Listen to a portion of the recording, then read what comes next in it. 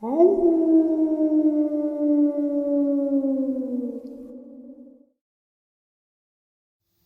greetings and salutations, everyone. I do hope everyone is still doing well, and welcome to today's bonus upload. Before we jump into it, a couple quick links. As many of you know, I rely on Patreon, PayPal, channel membership, and the merch to help the channel to continue to grow and go. Links to Patreon, PayPal, and channel membership is in the description below. Merch displayed directly under the video. Also, Dogman Frightening Encounters, Volume 1 through 3, the audiobook versions.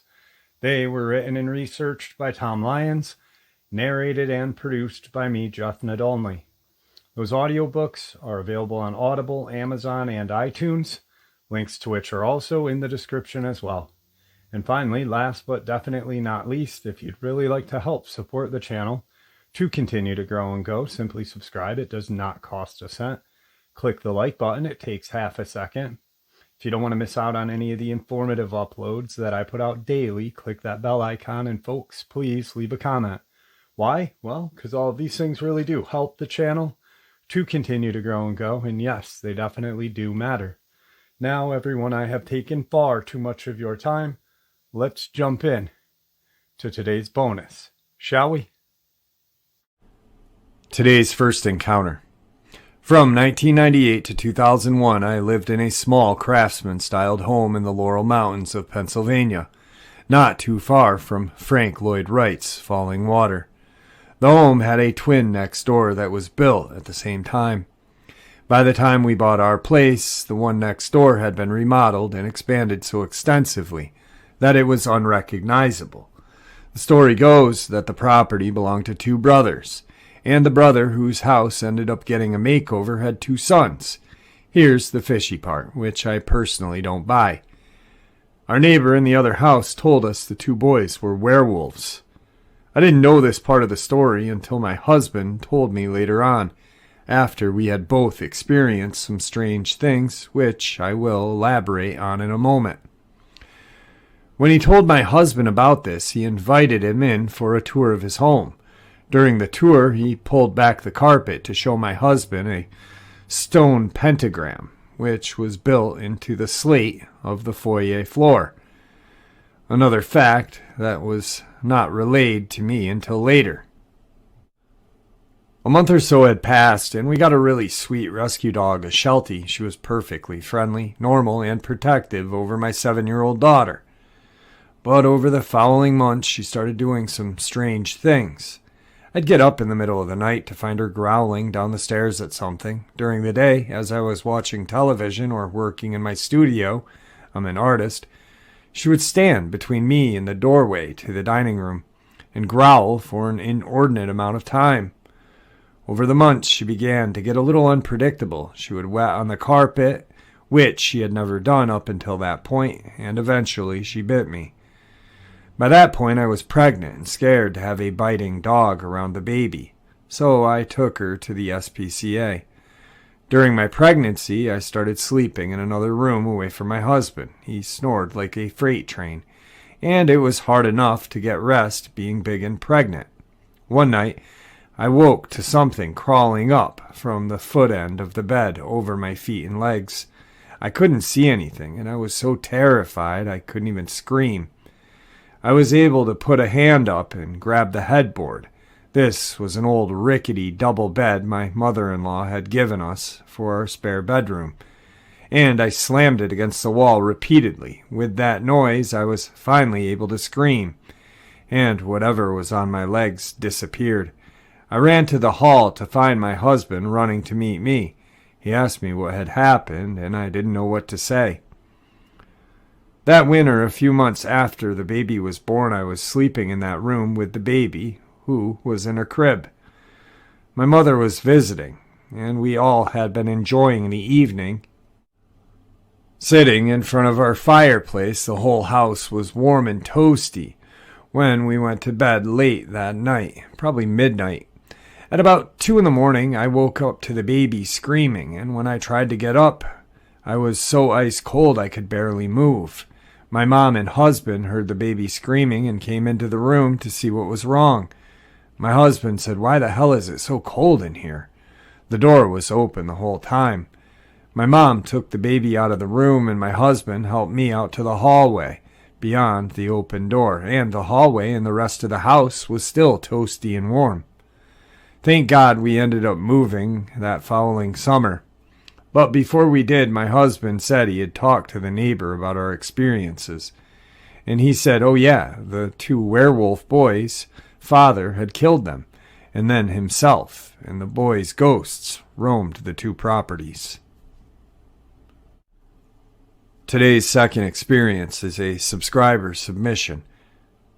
Hey Jeff, I'd like to share with you some local Louisiana lore. Have you ever been to a swamp or a bayou? How about a sugarcane field or another farm? If you have, did you feel safe there? And if you haven't, would you? For people growing up in Louisiana, these types of places are not uncommon. They can easily be the scene of a relaxing picnic spent staring up at the sky, or a favorite spot for your children to run and play. But some people swear by avoiding them. They say they sense a danger in them that most people just don't. And while they may seem paranoid, they're actually right. You see, Louisiana's woods and wetlands are bright and lively during the day. And their beauty really is second to none. Running through a sugarcane field with friends till you get lost is otherworldly, especially with the cool breeze blowing over you. I'd say everyone who can experience these things should do so at least once in their lives. Once the sun goes down, though, it's a different story. The reason you don't want to go to a sugarcane field at night is simple. If you do, you may meet the rugaru. I know most people haven't heard the rugaru, so let me explain the rugaru in a way that properly conveys the utter terror you should feel at the thought of meeting it. It's a monster in every sense of the word, born of a vindictive priestess voodoo ritual, and cursed to be a slave to demonic passions for 101 days, or until it can pass its cure off to whichever poor soul is unlucky enough to cross its path. It's a bit like what you would call a werewolf, but far worse. While werewolves transform during the full moon, the rugaru chooses to transform, both to and from his accursed state, and can do so at any time during the night. When he transforms, his size doubles and triples.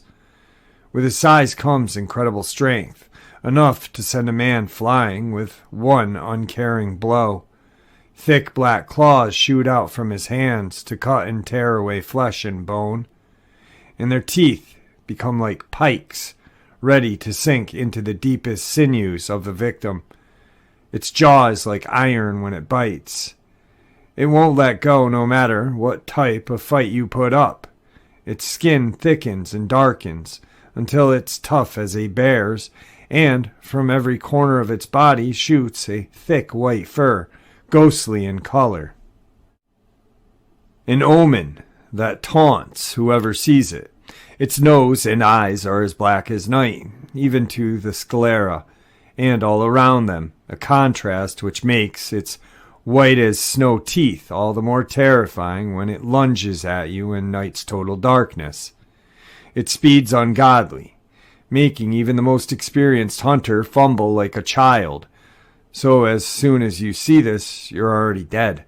Unlike werewolves, the rugaru can stand and run on 2 legs and has 5 fingers and toes on each hand and foot, and unlike werewolves who lose their minds and intelligence, the rugaru retains its, at least partially, which is why it's known to transform back into a human to lure victims at night. When it bites you, there are 2 possibilities. Either it kills you and eats you, not necessarily in that order, to satisfy its demonic cravings, or it lets you live to take on its curse. Either way, your life, as you knew it, is now over. It may seem insurmountable, and it is. Only a fool would try and meet the rugaru, but though it can scarcely be killed, it can be avoided. The same transformation that gives it its inhuman strength, speed, and durability limits its mind. Its bloodlust, demonic in nature and more ravenous than any wolf, is evident of this. The rugaru only glaring weakness is its inability to count past 12. Groups of objects numbered 13 or more confuse the rugaru, who, due to its animalistic compulsions, will attempt to count them until something breaks its focus, such as the sunrise, which it fears.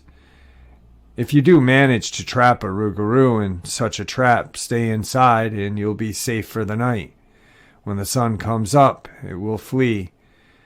Its cover is gone. Whatever you do, do not attempt to kill it in its daze. If any noise breaks the creature's concentration, it'll return its focus to you, and with its speed and ferocity, at which point it's a matter of whether you shoot it dead before it tears you apart. Some have succeeded in doing so, many others have not. As a human, the rugaru's weaknesses are more useful. From the second it's cursed, the rugaru develops a craving for raw meat, a craving which ultimately accumulates it biting human flesh. The satanic deed that consummates its curse and completes its transformation. While in human form, the rugaru will usually be reclusive, sneaking off to eat its raw meals alone and hiding its evil even from its family. It uses this seclusion to its advantage, picking solitary targets for whose death it knows it won't be blamed for. As they say in Louisiana, an ounce of prevention is worth a pound of cure. So, if you see someone being antisocial or eating raw meat, especially if it happens all of a sudden, you should avoid them. And if anyone ever tries to get you to go to the fields or the woods or swamp with them alone at night, never go. If you suspect someone of being the rugaru, don't let them know. Otherwise, you can find yourself in danger. Just warn your family and loved ones and give them the same advice. Fortify your home with groups of 13 or more items. Get a gun, but pray you'll never have to use it. Make sure to get a large enough round to kill it with one shot, something like a 30-06, 12 gauge, or 44 Magnum. When you kill a rugaru, its body will stay in its grotesque form, meaning no one will accuse you of murder.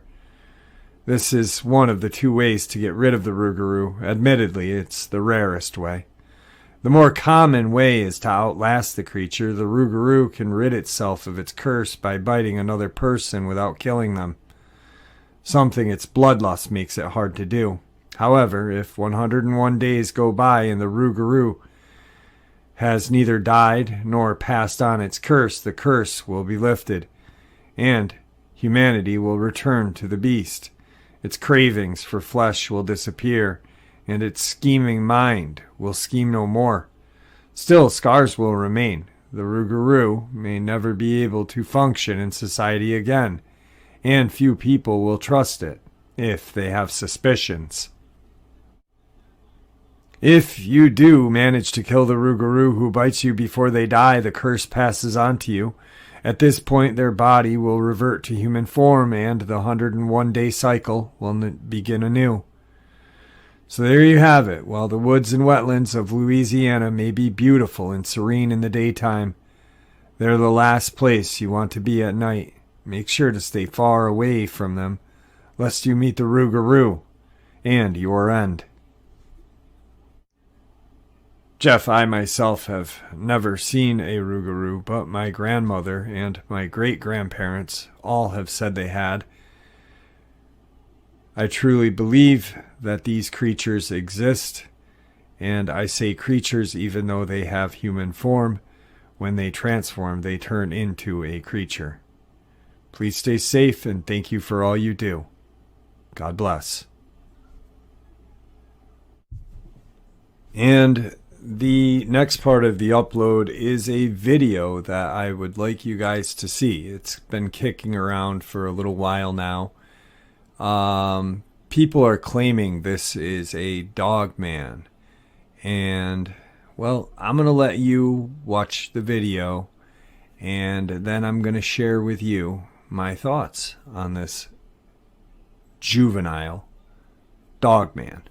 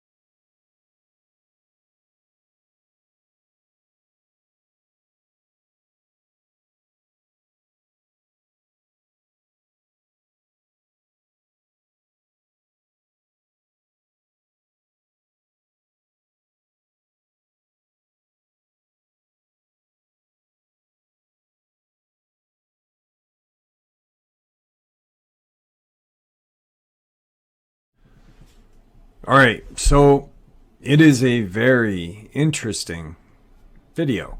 I will give it that. Now, the other day, or about a week ago, I looked at the video, or excuse me, the photo from a video that apparently no longer exists per the Amarillo Zoo, of the air quotes creature outside of their fence, outside of their zoo. And, well, for me, I debunked it. I believe I debunked it. And I don't buy this video either. Now, some people may say, Jeff, what are you doing? Why are you turning on the community like this? This is unbelievable footage. This is amazing. God, how can you not see that this is a juvenile Dogman or a Dogman or whatnot? Well, when I watched the video first, I will admit I was intrigued, I guess. But then I watched the video a couple different more times and started looking at little details in the video itself. Now, with this video, I find it fascinating that whoever shared the video never let anyone know where it came from. And when people see a video like this, and it's titled Dogman, they immediately think that it's a film or that it comes from the States. I actually had 10 subscribers. I showed 10 random subscribers that I picked randomly and showed them all this video and asked them where they thought it was from. And all 10 said the States. Surprisingly enough, guys, the video is from Australia. It's interesting how the title, or there is no mention of the video coming from Australia. What's in Australia but kangaroos? Now, that being said, if you look at the video and toward the end, you can see the ear or ears move. They're very large and upright. The surprisingly long kind of fingers. And someone may say, wait, Jeff, this thing has claws. Well, if you do a kangaroo human hand comparison, the kangaroo paw or hand has 5 claws, or 5 fingernail-like claws. And it is as large as a human's hand with 5 digits. So that right there is the elongated claw-like hands. The kangaroo clearly has mange. I will include a picture of a kangaroo with mange. I will include a picture of a hand and kangaroo paw or hand comparison. And next, and I know this is odd, but the testicles that this little roo is sitting on. If you've heard the Dogman experiences where the genitalia is explained, the genitalia is monstrous. Now, kangaroos do, when bouncing or on a hot day, they hang low. But if the animal is sick, they will shrink up and look like what this creature is sitting on, or kangaroo is sitting on. These are just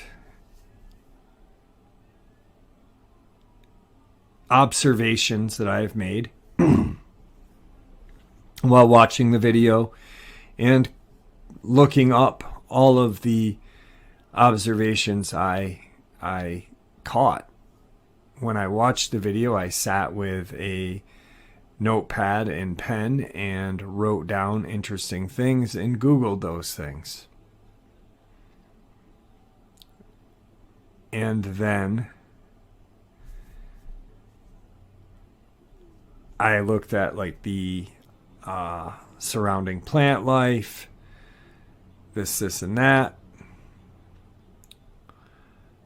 So my theory and my observation of this creature is that it is a kangaroo with mange. So once again, people may say, Jeff, why are you doing this? This is the second video or second thing that you've kind of wanted to debunk. And there are actually a lot of other videos that I'd like to debunk, like the one that is from a movie called, Arga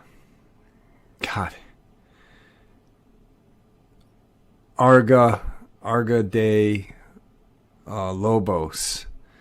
But let's just stay on to this video for now. The reason why I'm doing this is because it is videos like this that come out and that someone sees who is a zoologist or, whatnot, can clearly debunk it and make us look like fools, which we are not.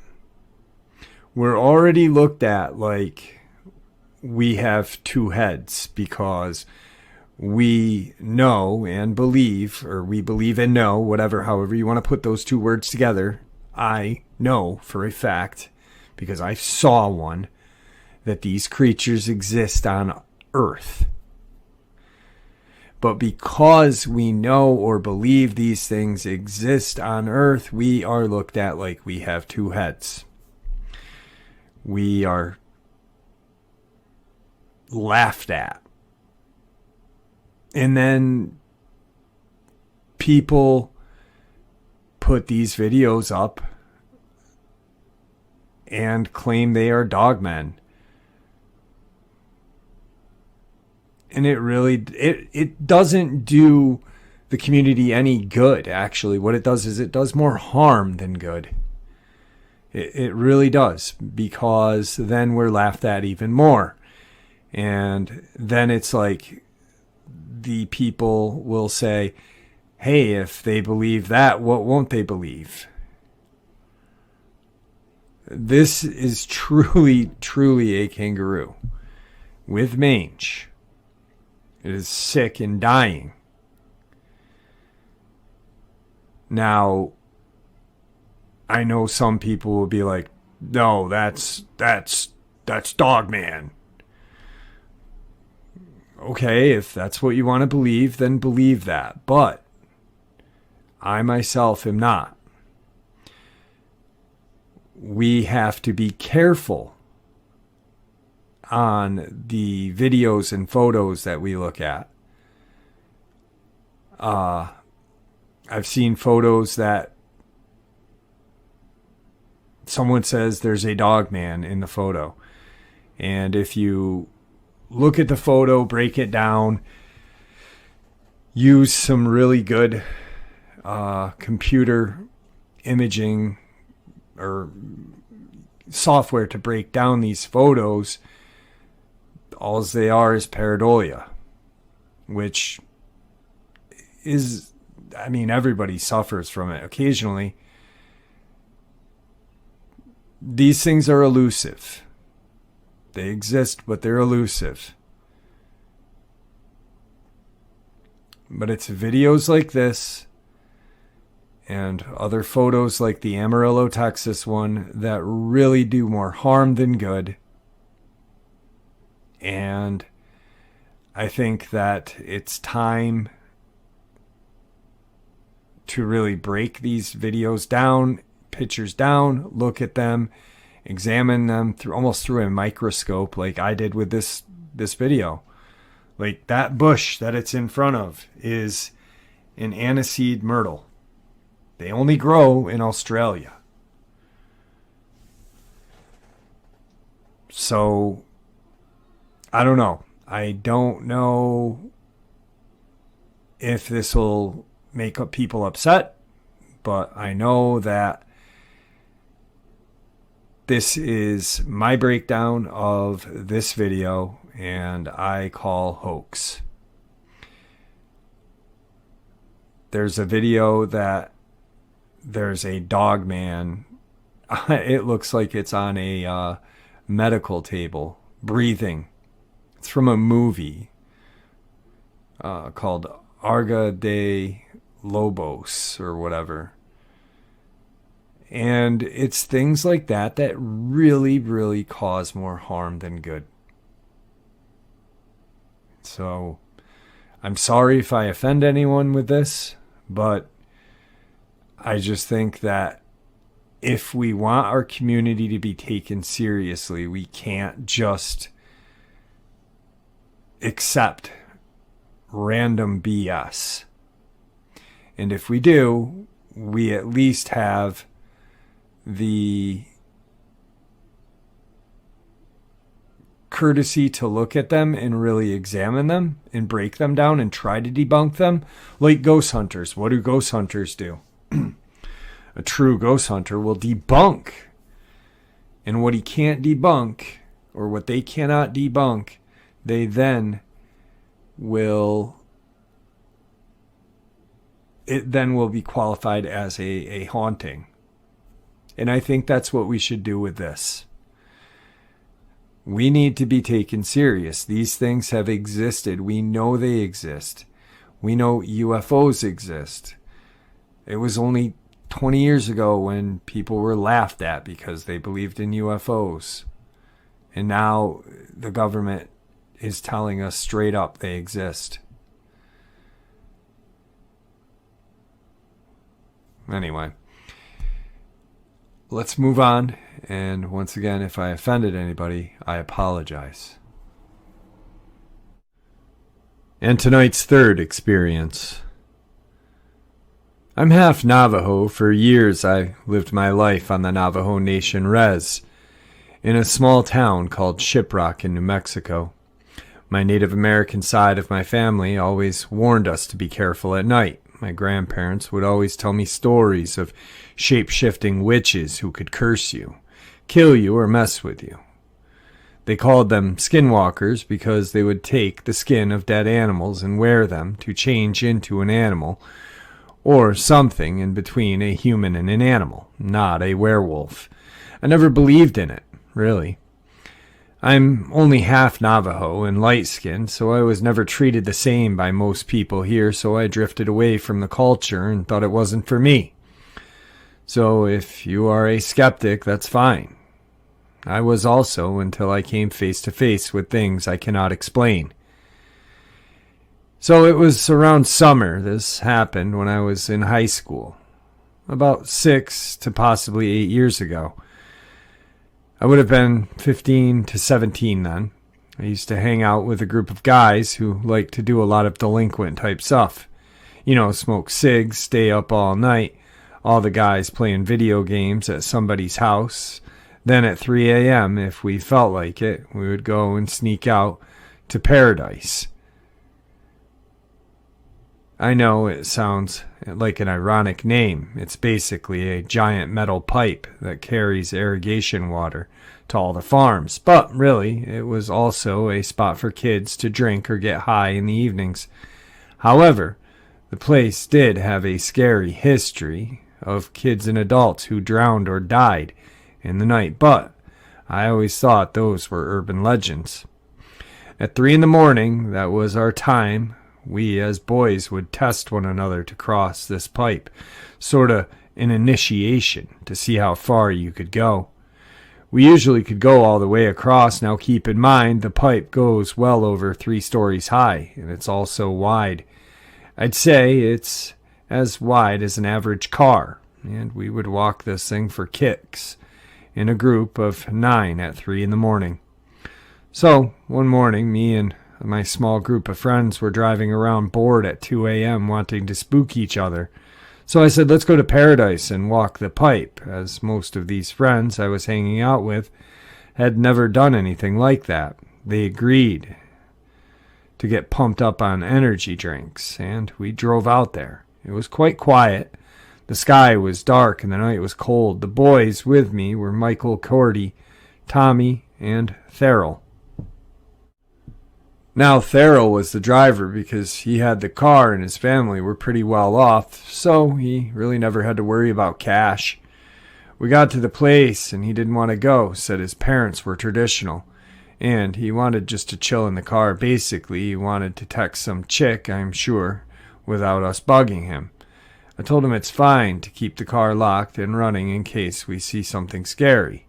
Then me and the other boys went on without him.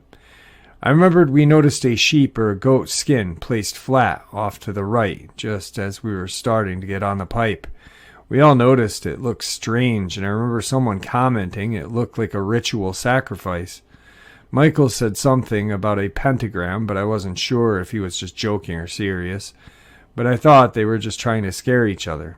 As we got onto the pipe, a few of the guys were scared and asked me to take the lead. As we crawled, I'd say a quarter of the way on the pipe, talking and laughing, I noticed a faint whitish or light gray bat bigger than my head flying around us. It dived for us a few times. We dodged it. But then Tommy slipped because of his Converse and almost fell off the pipe. I reached out to grab him, grabbing his right arm. Michael had grabbed my shirt collar, and Cordy had grabbed onto him. All together, we got back onto the pipe, shaken that we had almost lost Tommy into the dark depths below. Suddenly, the bat was gone. We were all freaked out, but the guys wanted to continue. We laughed about it, as guys do, thinking, wow, that was weird. We passed the halfway point of the pipe with no problems, but as we got 3/4 of the way, Michael saw something. You see, at the end of the pipe, there is a hill. Behind that hill, it is very brightly lit because of a church somewhere off in the distance. Anyway, on that hill, there was a black figure with pointed ears. A dog silhouette. Now, Michael was a tough guy, and he yelled at the thing, saying, "I'm not scared of you." Then he tossed a few rocks in his pocket. One rock hit the pipe. The shadow silhouette dog stood up on 2 legs like a person. We were all freaked out, jaws dropped. Then Cordy said, "Look at another one to the left." Tommy said, "There's another to the right." So 3 silhouettes of pointed dog-eared people on the hill. I told them to back up so we could get back to the car. The things to the right and left of the hill started to move down the hill towards us. Now there's just one standing guard on that hill. The one who stood first. Now we are trying to get back, but we are about 45 minutes away, under us in complete darkness. It was quiet for a few minutes. Then we started to hear a girl crying. It sounded like she was hurt or scared, almost in pain. We were overcome with a strange feeling of wanting to help. Michael wanted to go back toward the end and crawl down and help the girl. I almost followed. Inside, I was like, no, this is wrong. Something's not right. So I yelled at him, and everyone's saying, "Are you all stupid? Look at that thing up there on the hill. Did you not see those things? It's a trap. Screw the fake crying. If that girl is hurt, we'll come back when the sun's up in 2 hours and check." Now, the moment I said that, the crying stopped. All the guys freaked out, saying they can't believe what came over them. They said they almost forgot what they'd just seen. Halfway on the pipe now, and we hear a native drum being played like a powwow. We start running on this pipe. 1/3 almost to the car. Cordy stops us. We can all hear it. It sounded like a pack of snarling, growling, yelping coyotes. But it's pitch dark below. We know they are under us. We run full speed, not looking back to the car, and yell drive and haul ass on that dirt road back to that well-lit gas station, and explained what happened to Therrell. We couldn't get the girls crying out of our heads, and we went back in daylight just to make sure. We didn't find a girl. Instead, in the area, we listened to different kinds of crying. The sound was a whimper. Then, out of the brush, we saw a coyote watching us. It was so close and unafraid of us, it wasn't shy. I yelled at it, "You guys see that? That's the girl that was crying. She probably transformed. It's one of them." I then asked the coyote, "You're a skinwalker, aren't you?" It just looked at us for a couple seconds, dead in the eye, totally calm, and walked back into the brush. We all agreed how unnatural that was for a coyote. We didn't go back there after that. Tonight's final encounter. This happened when I was 8. I was sleeping with my mom in her room because my dad worked the night shift. It was a warm summer night, so we had the windows open. Our house was right next to the woods. I remember waking up to a piercing scream of what sounded like maybe a bobcat or some other similar animal. My mom and I both bolted upright at the sound, and a second later my older sister darted into the room and jumped on the bed. Then we hear Wyatt screaming. Whatever had hold of this animal was big, and it was snorting and chewing as this animal it was killing screamed for its life. Now I've done a lot of reflecting as an adult on this night, and it's still a topic that pops up when we're talking about crazy stuff. The only way I can describe the sounds is it's similar to a big boar snorting the way it did. The power behind the snorts made me think it was a bear or something with a massive lung capacity. After about a minute of sitting frozen on the bed, we made our way to the window to peek outside and see if we could catch a glimpse of what the hell was eating this animal. We couldn't see anything in the darkness of the woods, but we could hear clear as day the chomping of the predator and snapping of bones of its prey. It was just past the tree line, maybe 20 yards away, but it was so loud it could have been directly below the window, and it lasted a solid 10 minutes. When it finally stopped chewing, that was it. We never heard it walk away. It was like it had killed something, ate it, and disintegrated into thin air, or stood there and watched us. It was silent, and so were we for a long time, just listening to nothing, too afraid to even breathe. It's an eerie feeling when the forest is silent. You could have heard a pin drop. This thing had to have been huge. I can't stress that enough. A bear, we would have heard roaming about the brush afterward, same as any other large predator like a mountain lion. We have no boars in Pennsylvania, and it didn't sound like any of these things, though. I have since seen and heard the likes of those animals, and nothing I have ever heard sounds even remotely close to what we heard that night. But that's not even the weirdest part. The next morning we told my dad what had happened, and we all went scouring around the area where we heard this take place.